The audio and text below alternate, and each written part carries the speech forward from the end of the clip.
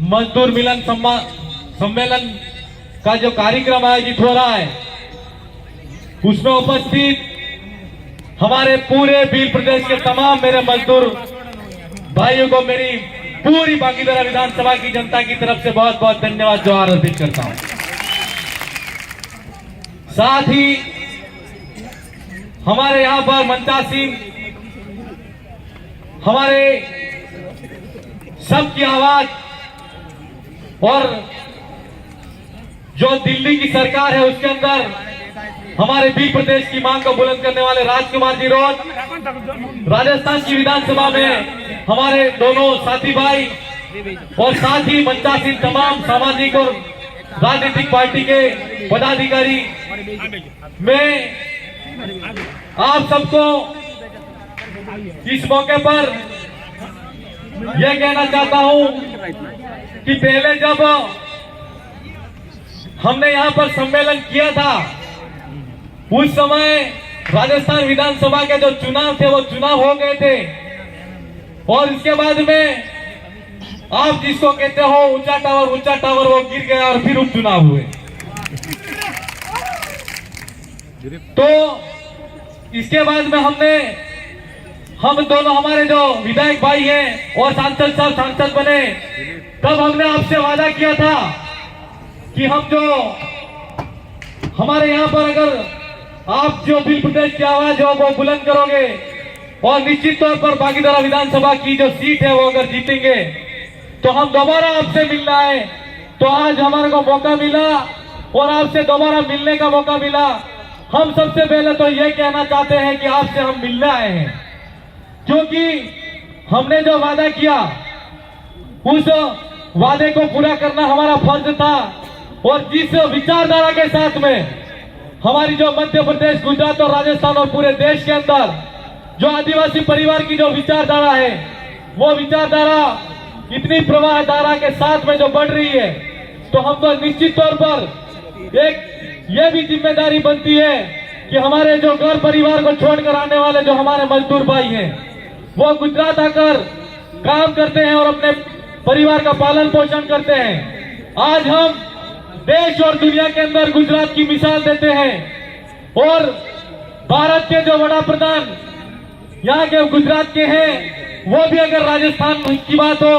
चाहे गुजरात की बात हो और पूरे देश की बात हो और विदेश के अंदर भी जाते हैं तो बड़े ही गर्व के साथ में गुजरात का नाम लेते हैं।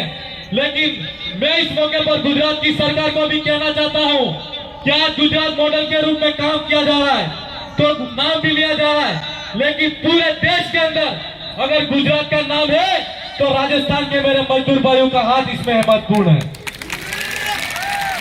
गुजरात के वड़ा प्रधान और हमारे देश के वड़ा प्रधान,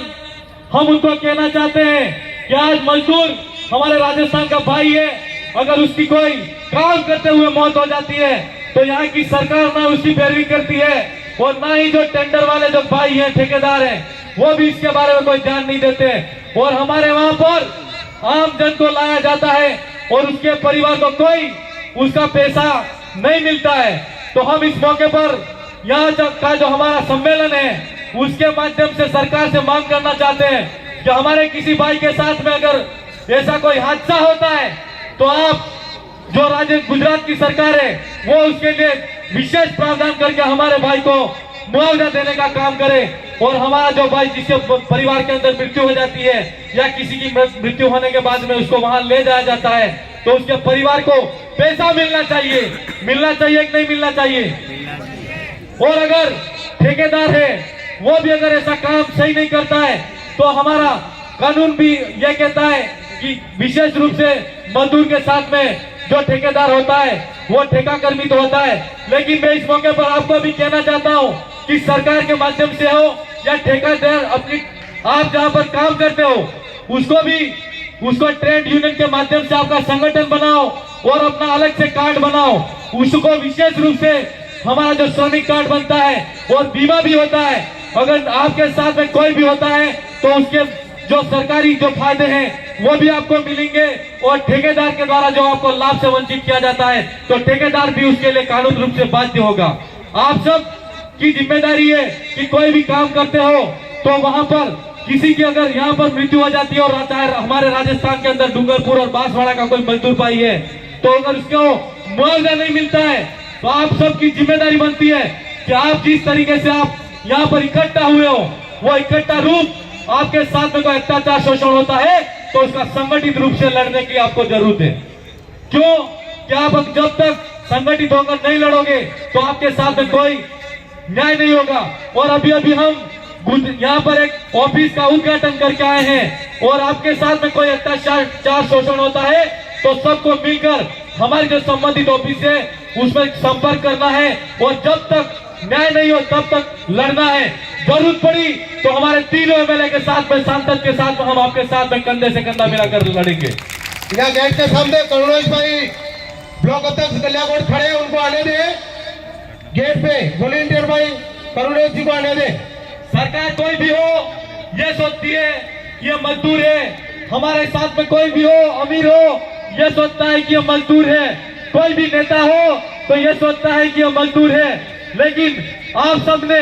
जो हमारे वहां पर 2 सीटें हैं और एक हमारी आवाज बांसवाड़ा डूंगरपुर के रूप में, जो आप सबने पूरी मेहनत तन मन धन के साथ में दिन रात एक करके इतना आपने जो हमारी विचारधारा को दिल्ली की सरकार तक पहुंचाया है, तो वास्तव में आपने जो काम किया है वो कोई नहीं कर सकता। इसलिए इस मौके पर अमीर हो, नेता हो, चाहे कोई भी हो, लेकिन आपने जो ताकत दिखाई है वो ताकत मोदी सरकार भी उस ताकत से डरती है, ये आपको कहना चाहता हूं मैं। डर से नहीं डरती है। और इस मौके पर आपको यह भी जान लेना है कि आपको ये कहते हैं कि मजदूर है, मजदूर है, लेकिन मैं आपसे कहना चाहता हूं कि मेरे भाइयों तथा बहनों, आप मजदूर नहीं हो। आप इतने मजबूत हो कि आपने हमारी जो विचारधारा है उसको राजस्थान की विधानसभा के अंदर 3 विधायक और साथ में दिल्ली में एक सांसद, और अगली आपकी बारी है हमारी जो